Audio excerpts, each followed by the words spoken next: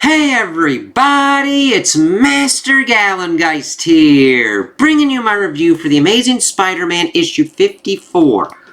Ooh, that is a crazy looking cover and does echo what's going on in here. And I love this issue. I did not expect it to go how it went. And we're at Legacy issue 948. We're getting close there.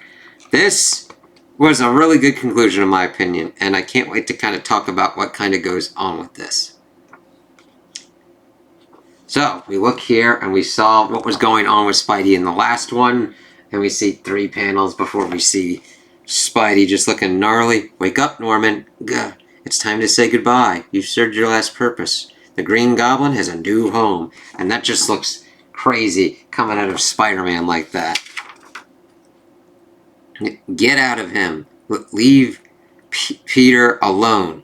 Oh, no, I can't do that.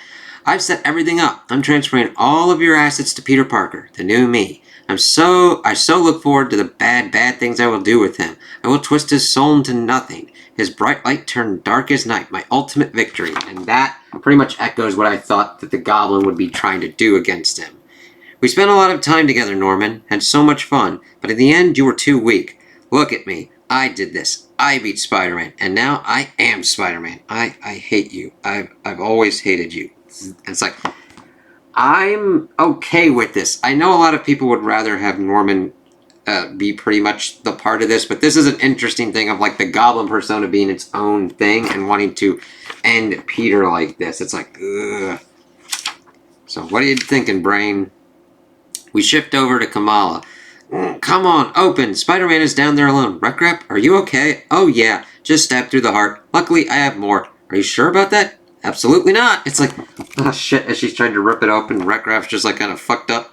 It's no use, girl. This moment is bigger than you. Bigger than all of us. What do you want? My father feared the spider, saw a monster in him. I want to see if he was right. Turn away from the door. If you want to gain entrance, you have to face me. It's like, oh shit.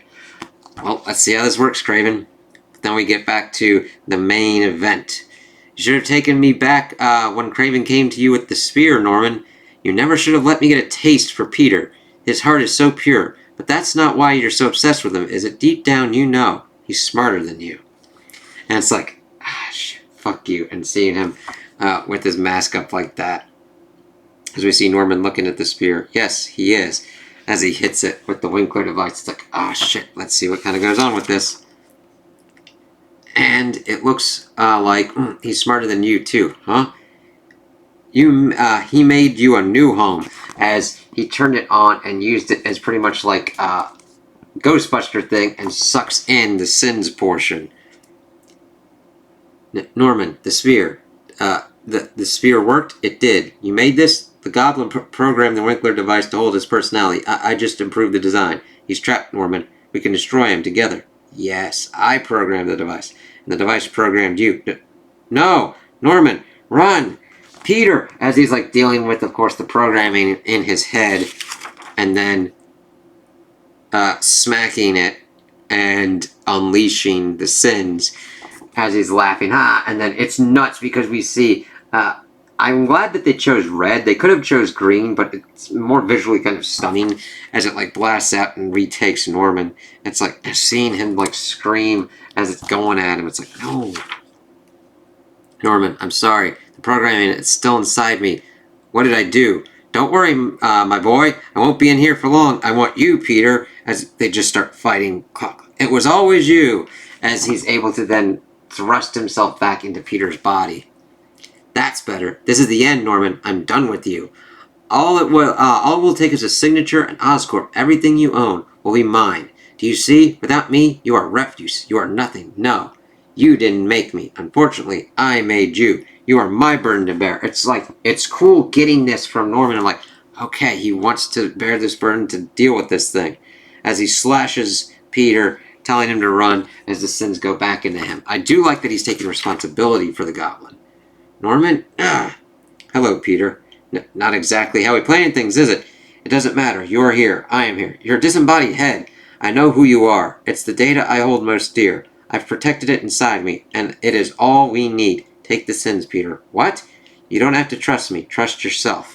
It's like, okay, interesting. As he goes, Rrr. Peter, Peter, Peter, I've taken your mind. I will soon have your soul. You can't run from me. I've never run from you. You want a piece of me, Goblin? See if you can take it. Yes, as he then takes the sins back. What's the matter? Don't you like it in here?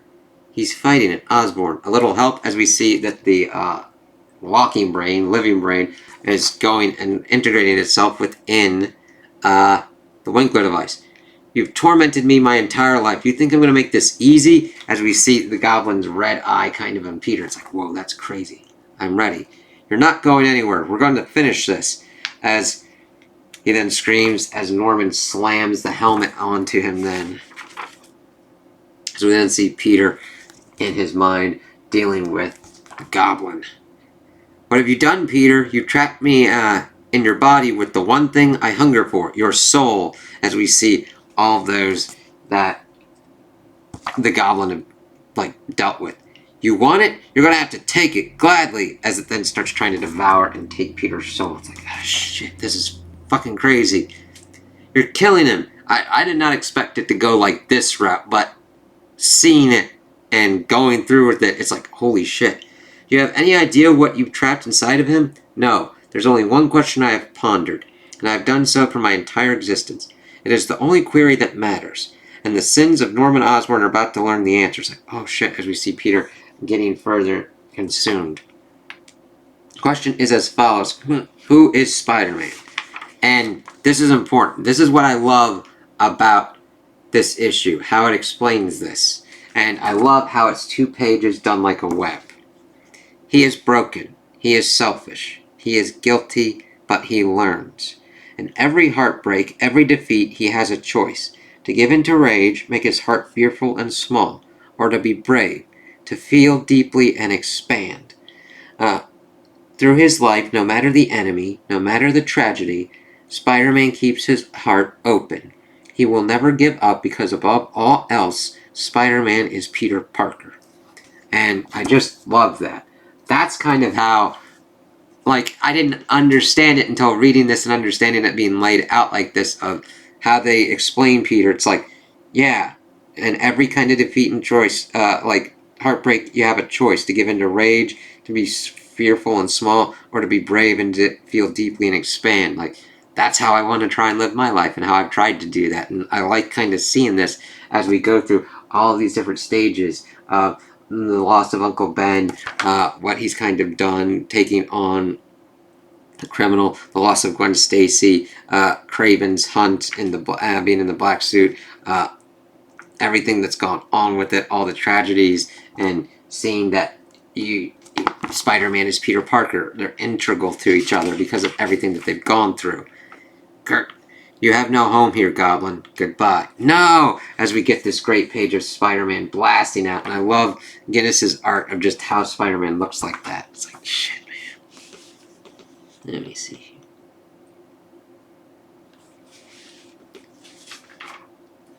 As it screams, no, trying to get back into Norman, but then dying and petering out. And it's nuts. We've seen the Green Goblin. This is defeated. It's dead. It's killed. It's nuts. Of course, we will probably see the Green Goblin again at some point, but for them, this is powerful. So he goes, Peter, Norman, as he's looking up at him. It's like, shit. And then we get back to Kamala. I'm just going to come out and say it, team. I got no help here. Where were you guys? As she, had beaten the shit out of Kraven. It's like, I'm like, Kamala, honestly, with everything going on, you were by yourself on this point. I like the pretty lights. I think there were drugs in Kraven's darts. I'm a chair. It's like, I think that's a safe assumption there. Oh, you think? It's okay, Miss Marvel. It's over. The Green Goblin is dead, as we see Peter and Norman walk out. Then, who is that? It's me, Miss Marvel. Norman. I can't thank all of you enough. Can I keep this? You stabbed me through the heart with it. Oh, yes. I suppose I have no more use for it. Are you okay? No clue. I like that Rec Rap is used sparingly here, and it doesn't detract from everything going on. Come on, you two, move. I'm a limp. Extra, extra. Read all about it. Shit. I feel for Kamala having to deal with that shit. This might not be the right time, but if you need a job, I had a job, Norman, and I did it. Peter, you sacrificed a lot. Not to destroy me, but to save me. It would make me very happy if we could call ourselves friends someday.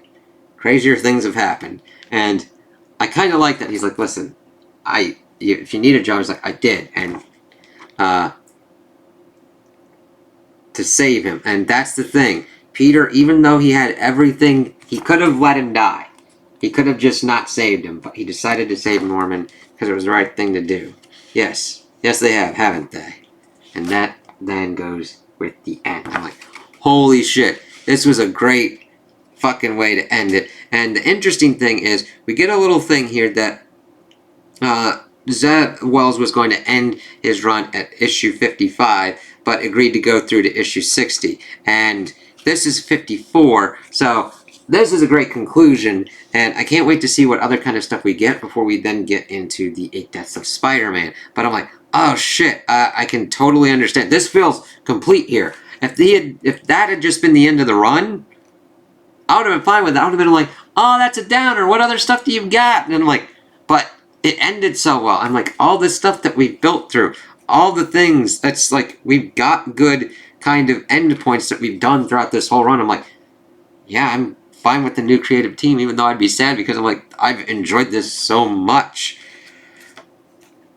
Ah, and the letters were pretty good. It was good to learn that and see what kind of goes on. So then we get, of course, 55. So we'll get a little bit more with Zeb and the team before we shift off to the 8 Deaths of Spider-Man and what goes on that way. Let me see here.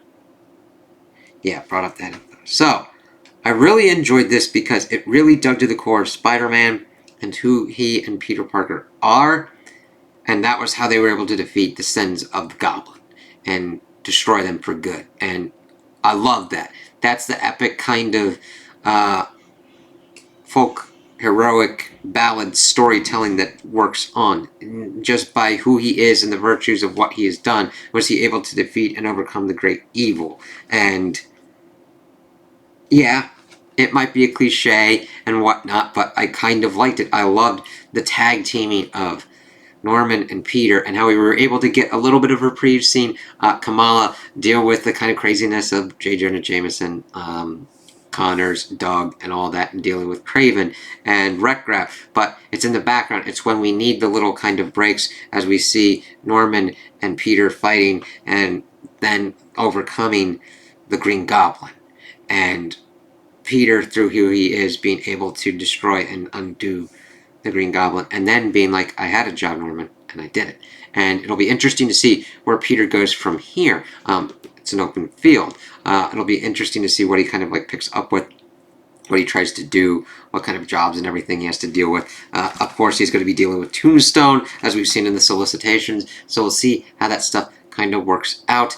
We'll see him do the new kind of status quo of him having to do stuff with Doom, but I enjoyed this. I loved it because it really touched me and really connected with me of who Peter Parker is and who Spider-Man is and how inextricably linked they are and why the character resonates so much with people. It was powerful seeing the living brain being able to understand that and understand that the answer to those questions is what was able to undo the Green Goblin. And I loved the dialogue and everything kind of going on, the action going on. It was a nice balance. It wasn't just plot dumping and everything. We're seeing it kind of go forward. We see the physical fighting, the metaphysical stuff going on, the artwork really selling it, the plotting. It just fucking hits for me. And if it doesn't for you, I totally understand that. This just, it really connected with me. And I did not expect it to connect the way that it did. And I'm really happy that I got and read this, and I would hold this up as a really great example of Spider-Man, and if you disagree, that's quite cool and alright. I have no problems with that. I just love this, what was going on here. And it's interesting that it was the living brain to get that and to acknowledge that for us, wondering and pondering that question. So, those are my opinions on the issue. Tell me what you guys think in the comments below. If you liked it, if you didn't like it, if you agree with me, if you disagree with me. Also like and subscribe, and I hope you have a good day.